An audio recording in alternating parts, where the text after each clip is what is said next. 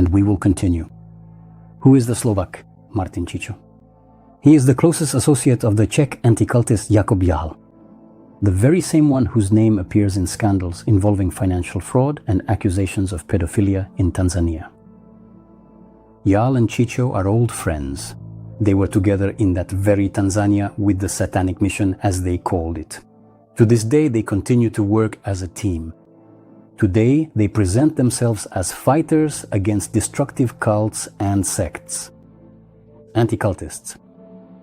Jál and Cicho both were also active members of the satanic community that Jál founded in 2018. The previous episode was precisely about this. It contains a large and convincing photo archive. Take a look at this photograph. In the center of it is Martin Cicho. He's wearing a women's skirt, and on his stomach, written with a marker, is the phrase, "I live for Satan," a performance. He lives for Satan. As someone who believes in the one God, my first reaction is mild indignation, irritation. What must you have in your head to scrawl such a phrase on your own belly? Was he high?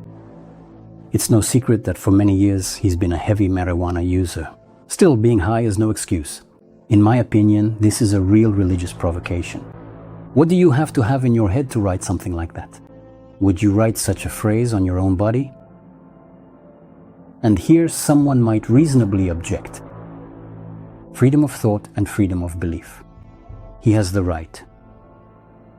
Fine, he has the right. I understand that, and calm down. Let him even sew horns onto himself and bang them against the doorframe with a morning hangover. Really. Let him tattoo devils swinging on swings on his buttocks and admire them in the mirror. That's his business. And honestly, mine. For the most part, it doesn't concern me.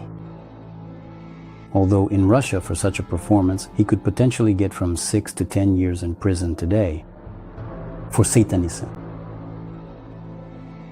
But I allow him to live for the sake of Satan. Let him have his fun. It's his time. The question is something else. Why did this frolicking Satanist decide that he has the right to determine how I should live and what I should believe in? To decide what I am allowed to believe in and what I can do? What made him think he has such a right? Here's what it's about. Let me explain. The thing is, I am an Alatra volunteer, ideologically committed. And Martin Cicho is an active opponent of Alatra volunteers. And this is where it starts to concern me directly. My freedom, my rights, and my safety. What's going on? Or in other words, to make it even clearer. A man who once scratched a vow to Satan onto his own belly is now trying to take away my lawful civil rights and freedoms. Just think about what I've just said. Why make a mountain out of a molehill? Why even discuss this? Freak? Why give him publicity? Yes, I wouldn't have touched this if it weren't for one new circumstance. Recently, Martin Cicho published a post on his Facebook page. A blacklist of politicians who have communicated with Alatra volunteers.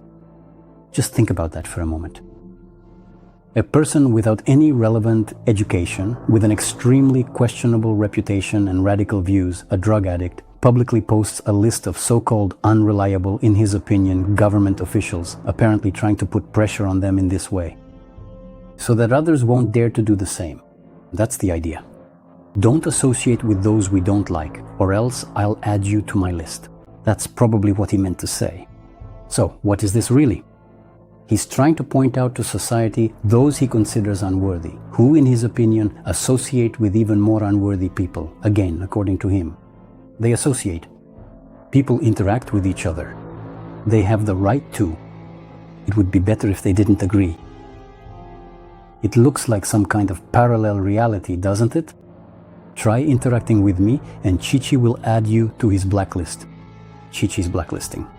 To subject you to public shaming on his pages.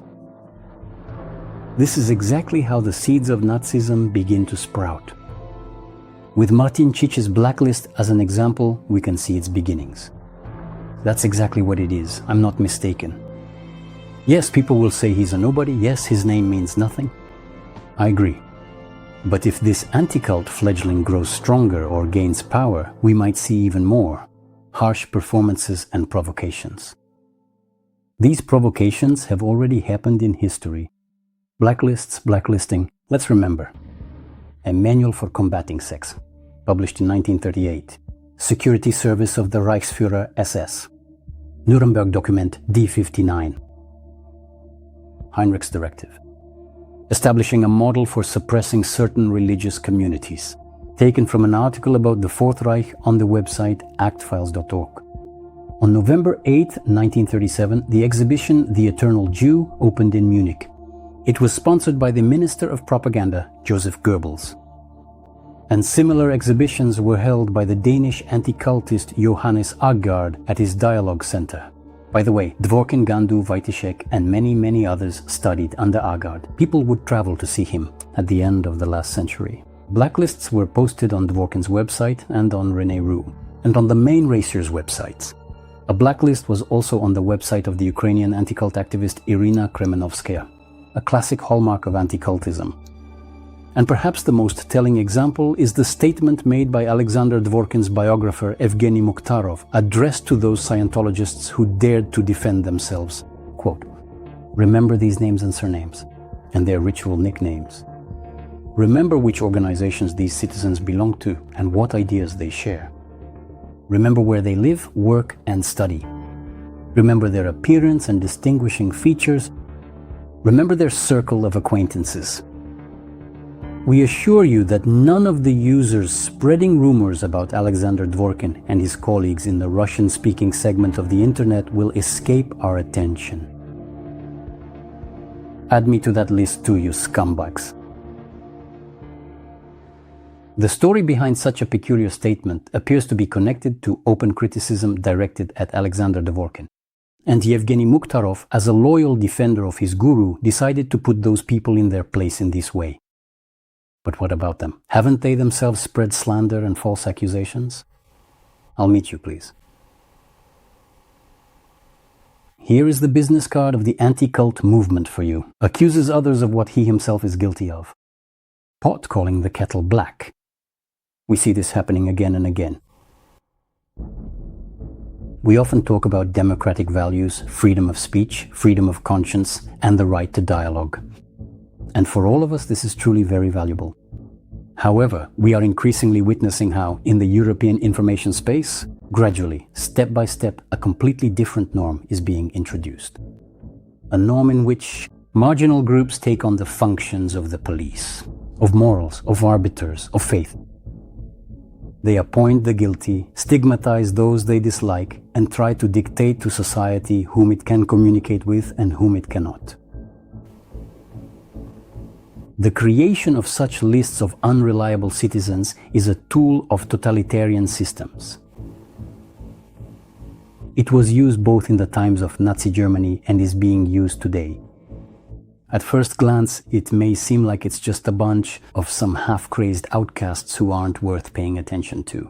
They blew off steam, wrote some nonsense, and laughed about it. But totalitarianism always starts as a marginal idea that people laugh at, until it comes to power.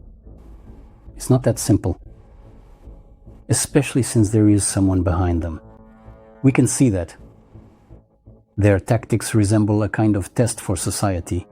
They persecute religious minorities, start compiling blacklists of politicians and public figures. They are, as if they are probing the boundaries of what is permissible. If society stays silent or supports them, perhaps some next stage will begin. And it makes sense to watch their further actions and movements very closely. Mark my words. Soon they will try to get into legislative bodies in order to lobby for certain anti-democratic amendments. They are all trying to get into legislation in every country in the world, as if following a single command. And this once again confirms the hypothesis that the puppets are controlled by the hand of a puppeteer. That's why it's important to talk about this as openly as possible, to shed light on their activities. In my opinion, we should call things by their proper names, expose their connections and methods. This is a matter of basic intellectual hygiene. This is what basic self-defense in a healthy democratic society should look like. And we will continue to do this. To be continued.